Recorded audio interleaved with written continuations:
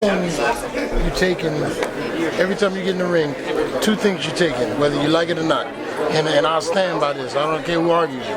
You're going to take two things. You're going to take punishment or you're going to take experience. Now you decide which one it is. Now if Julian learns from this, we'll be like, whoa, the question y'all guys will be asking is, was the Charlo loss, did it elevate you to this level we see you at now? Let me see if we can back up. It's not like he fought Barry Wheatchin, Bobby Falldown. He fought Jermell Charlo. He's a monster. I mean, there's so much of a monster there to split that egg.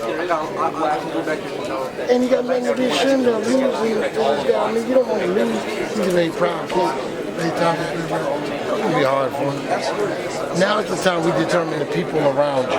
When you have a weak moment, it's the people around you will determine how much you suffer in that weak moment. I mean, I felt like in the ring, at the end of the fight, which is exciting, we got a little athlete. Charlo had a little weak moment. He's not a nasty kid. Nothing about the kid is nasty.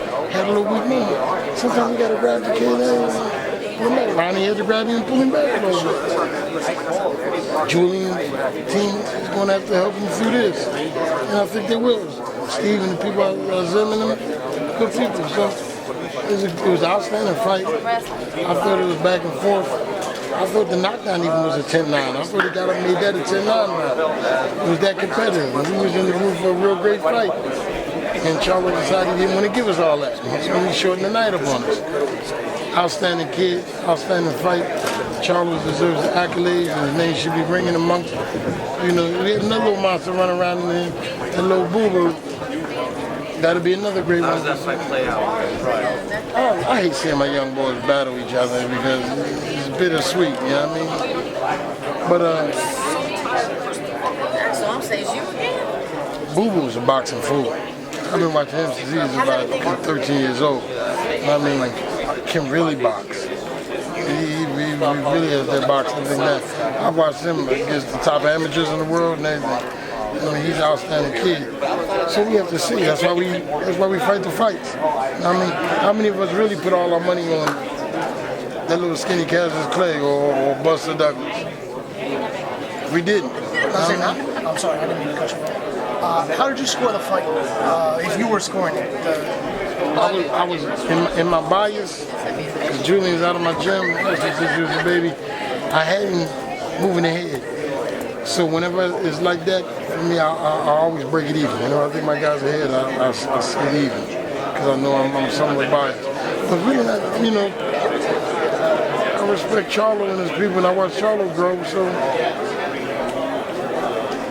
Charlo was too big, too strong early. We knew that going in. Julian had to get into the second half of the fight to really flourish. I mean, he wasn't able to get him there. Early, Charles was a big, strong son of a gun. Breadman mentioned that he felt he didn't have his legs. What do you do as a trainer to help get the fighter's legs back and then get back on track? That's the thing why these 12 rounds mean difference in an amateur thing. These 12 rounds give you the ability, you might have to sacrifice a round or two. Julian is a gangster. Yeah, he's a little anxious. You saw him reach a couple times in his early round. He had want for it. You know what I mean? Sometimes you got to pull back. Charlo's more experienced at championship level. He took advantage of it. You know what I mean? So when your legs are down, you got to bide your time. You know what I mean? You know, if you're a little woozy, you can't just go running back out in the middle of the dance floor. You had a few too many drinks. You got to sit a couple dances out. You know what I mean? That's what I mean by the people around you.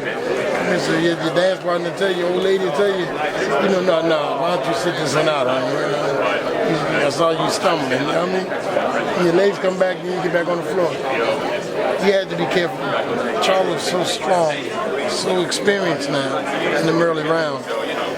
You saw him, his jab is a monster. You know what I mean? So Breadman felt like when the jab landed, on the first knockdown, Julian never recovered in his leg. But he's so gangster, he's just gonna fight it. You know, his muscle memory just had him running. And he was winning the rounds with like I said, I threw the 10-8 to 10-9. You know what I mean? He came back with a nice right hand. I didn't like the fact he reached a few times. I was worried when he was reaching and he landed. And when he was reaching, he landed one of the right hands. I said, because that could get him happy and he keep continuing to reach, trying to land that mark again. And there's no doubt in my mind that Ronnie Shields told Charlo let him reach and then come from underneath where he never see it. And that's what he did. And you know the rest of that. So young buck to be back. We'll see what he's going to do. Gotta go because there's another little young man. When a fighter comes up short in this fashion, how do you pick them back up to get back into the ring? Watch the person. See when a fighter like him, young boy, very mature, young boy, very proud. Skills. You gotta let him fall back. And you gotta watch the person. Forget the fighter. You gotta come out of the fighter and you gotta start dealing with Julian Williams, the father, the man. You gotta watch that and see what happens. Because if his mental's still dwelling on him, you can't put him back in there right now. Man. You gotta be able to get over and get past it. Take some time out with the family, let his body heal. You know what I mean? But you gotta watch the guy first. All right, so guys, I watched Julian Williams lose his mother, and he fought like 2 days later. I told Breadman, I said, watch him, keep your eyes on him. Watch him and see you know, how he's responding to things. Because sometimes a guy try too hard. See, that's my thing. I don't want him to come right back because he's one of them kids, you know what I mean? So I want him to take some time. In the ring, I felt great. I think I felt You already know what it is. It's Barbershop Conversations. Hit the subscribe and the like button today.